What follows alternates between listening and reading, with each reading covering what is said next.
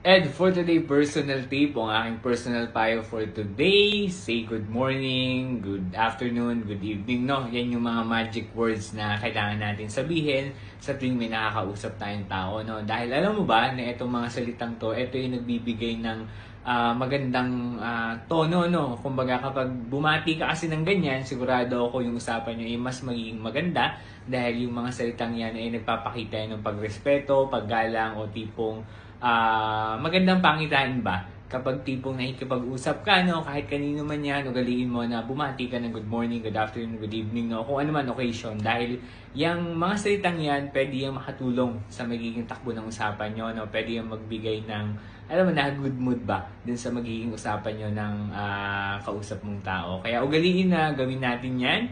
Kung nasaan man tayo, no, pakita natin yung courtesy, pakita natin yung paggalang sa pamamagitan ng paggamit ng mga magic words na yan. Okay, yun lang yung Ed for Today tip na maipapayo ko ngayong araw. Kung nagustuhan mo, baka pwedeng pakilike ng video na to. Kung hindi ka pa follower ng FB page ko na Ed for Today, baka pwedeng pakilike and follow naman. At pwede mo rin pala akong i-follow sa TikTok at i-subscribe sa YouTube. Yun lamang. Salamat!